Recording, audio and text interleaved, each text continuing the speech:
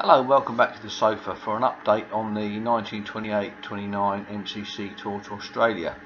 Unfortunately, there was a couple of bits that I couldn't find the other day, but now after moving a few more bits around I've found them, so I'll show you those now.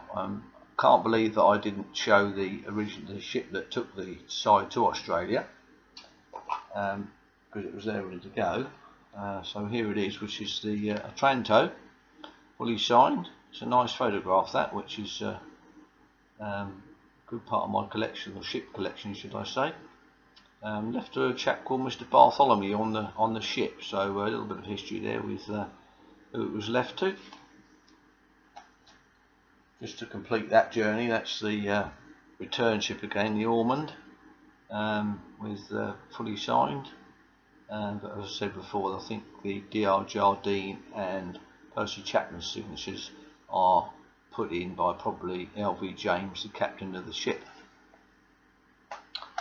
So, a couple of bits that were missing was this lovely photograph from Scarborough when the MCC 1928-29 touring side played Lord Hawke's team in Scarborough Week. When the match was drawn, Philmy got 233 and Hendra got 156, so good old Philmy added another 100 to his mounting tally.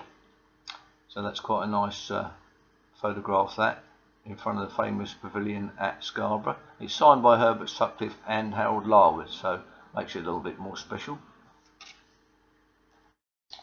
And the next one is a Christmas card from Les Ames to a family that he knew. It's quite a nice condition Christmas card from a happy family in Australia.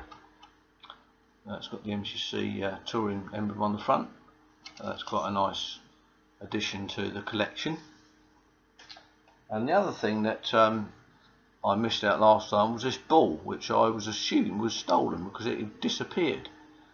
That's a very long story of stealing things. Anyway, this is a ball from the last match of the tour against an Australian 11, and was given to the captain of Ormondy, Mr. LV James. It is signed by the players. You can only really make out 3 or 4 now, with Hammond and Geary, Titch Freeman and Les Ames, but you can see more under an ultraviolet light, which is quite interesting. If you ever get faded signatures, you can come and see them through there. It's a good old tattered ball, so it went to the boundary a few times, I should think, on that day. So that's a nice addition to the collection of the 1928 tour. So now, to sort of finish off and make it a little bit more lengthy, this podcast, I thought I'd show you the cigarette cases in the collection. This is a nice one here, with which was given to Johnny Wardle, old England player, and this was when he was at Rishton CC for 6 happy years. So that's quite a nice big cigarette holder. You get inside there, you can move them about and move the compartments about to have a big cigarette or cigar, so it's quite nice. This other one here is Henry Hawkins. This is presented to him by the players who won their first county championship match in 1905. So that's quite a nice thing there from Northamptonshire Cricket Club. And there's a little photograph, not a great photograph, of Henry Hawkins. So that's quite a nice bit of history there. Not a well-known player, but I quite like the silver cigarette cases. Again, it's just a cigarette one, that one, not meant for cigars. And the last one at the moment is this one here, which is a cigarette case from, where's that from, 1981, England and the CCI 11 presidents in India, and that was sponsored by Mercantile Bank Limited for the disabled of India.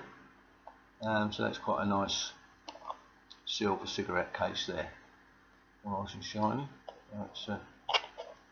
That's the addition of the cigarette